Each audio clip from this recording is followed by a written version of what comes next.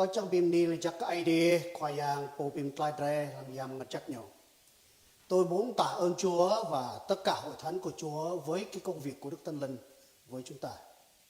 I would like to thank God for everything in Jesus Christ and Holy Spirit who give in the church for us.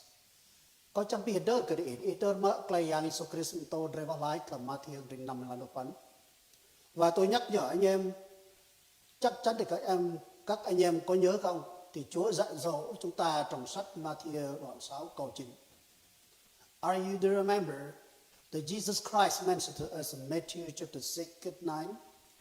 Như lai sanan và lai bẹ này ở mà mày đọc trong địa ơi, ở câu nan e break lên pu đỏ chặt, ở câu bốn làm tao ít ru, ở câu lại chiang sang jing tilan làm sẽ sửa mà địa. Vậy các ngươi hãy cầu như vậy, lại Cha chúng ta ở trên trời, danh Cha được thánh, nước Cha được nên, ý Cha được nên ở dưới đất như trời. And you remember that Christ said, teach us to pray. This then is how you should pray. Our Father in heaven, hallowed be your name. Your kingdom come, your will be done on earth as it is in heaven. Clay khoa yang chẳng có đầy dùng bàn đi. Đấng bốn làm tao ai đi thì lần làm sẽ mà đi nó clay như chẳng. Và chúng ta nhớ là Đức Chúa Giêsu Christ rất muốn là ý Cha là phải dựng nên quốc vương của Chúa trên thế gian này như trên trời. The Lord the Father want us to organize or estimate the kingdom of God foundation in the earth as it is the heaven.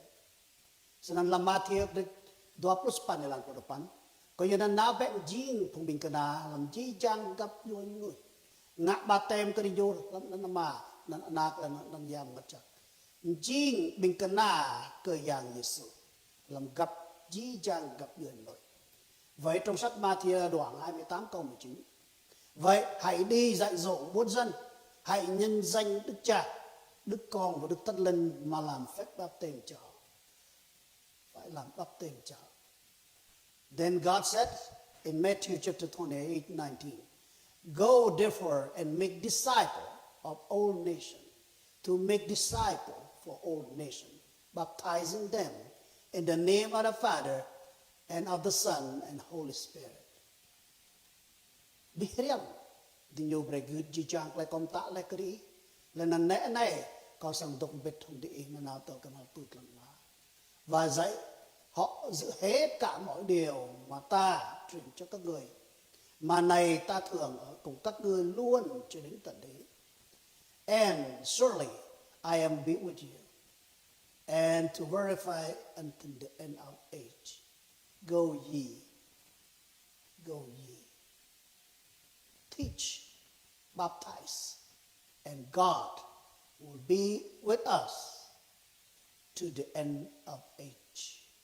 Khoa yang chang tô bi điểm để lần khoa yang lại sang đông bên trong trời tơ cần tụt lần là hãy dạy dỗ các muôn dân và Chúa sẽ cùng chúng ta cho đến tận thế. Kaya nan brought some idea như lại lần lại bi đã lek lên nan có một pa cho đình bọn chắc đông tâm te pa bên kiêng là đình nhau cần hệ pa angin thu lần là chẳng đâm mõ angin từ thu te lần là ti yak si amarati na kiao lên nan có bố sa cho đình bọn chẳng cần đi mga nọc yang rụp lệ đã nâng cái đâm mừng ai đi được như yêu họ subscribe có pa cho phung đình bọn chắc bray lek lại đừng ngã chat cơ là lại nên cái yak si như lại đâm ngã chat cơ là cái yak si mà đã na kêu ô tơ lệ mày cái đâm tiện thầy hùng đình bò ấy đi đây. Và trong sách Khải Huyền đoạn 1 câu 1 đến câu 3 có cái sự rủa xả đến thế gian, nhưng Đức Chúa Trời nói hãy ngừng đứng lên. Có câu nói như thế này: sau việc ấy là tôi thấy 4 vị thiên sứ đứng ở các 4 góc đất, cầm 4 hương gió hào cho không gió nào thổi trên đấy, trên biển hay là trên cây nào. Tôi lại thấy một cái thiên sứ khác và từ phía mặt trời mọc và lên cẩm áng của Đức Chúa Trời hằng sống. Người cả tiếng kêu bốn vị thiên sứ đã làm quyền hải đất cùng biển và bảo rằng chớ làm hải đất, biển và cây cối cho đến chừng nào chúng ta đã đóng ấn trên trán những tôi tớ của Đức Chúa Trời chúng ta. Then in Revelation chapter 7 and 3, some of the angels want to be destroyed this earth. But God said, wait until we seal all our disciples. Seal our old disciples. Làm tua Korinto có được sai là đó. Nhiều cái đâm này mày là nằm bray lek các mày yam ngặt giặc nhiều đốc làm ai thì mày dừng những bọn. Và trong 2 Korinto thứ nhất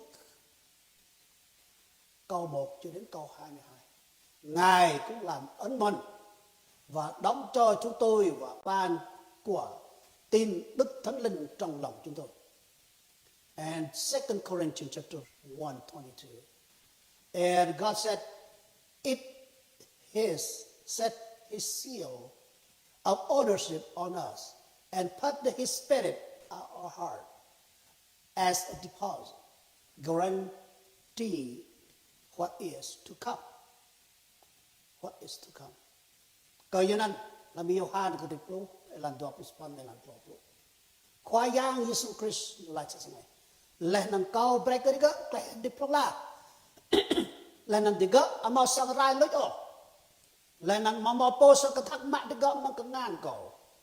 Ama kau po brele diga ka. Jing prom hin ke jija. Leh nang mamapo di kathak mak diga mang kangan ama kau. Kau hong ama Giêsu. Và trong sách Giăng đoạn 10 câu 28 cho đến 30, ta ban cho nó sự sống đời đời, nó chẳng chết mất bao giờ và chẳng ai cướp nó khỏi tay ta. Cha ta là đấng ơn hơn hết đã cho ta chiên đó và chẳng ai cướp nổi chiên đó khỏi ta. Ta với cha là một. The Lord God proclaimed in John chapter 28 and 29, I have given my own everlasting life for them. They never die. Never one can steal them from us. My Father is great. Every flock they give me, never one can steal them from us. I am God is one. Kaya nan, dray mau klekanan, pung ding bol idea ma bro idea. Kapung sang idea kap iyo. Dray mau klekanan. Mau po di mak dray kapui mang idea. Mau po di tlek mak dray kapui mang idea. Cho nên hội thánh của Chúa thân mến, không có ai được đánh cướp chúng ta từ tay của Đức Chúa Cha của chúng ta. Không ai. The Lord of God has proclaimed that to the church. The church of God, this is God love you. God have never allowed to anybody steal you away from the Father. That is the Father said. Father already give her everlasting life, no die, no ever body or Satan can steal you away. Khoai yang cái đầm ấy, hồng rô khoai yang bồ dục. Đức Chúa Giêsu đã đóng dấu các người, tôi và các bạn. Số 777. The Lord the Father on the seal give his number to you. 777.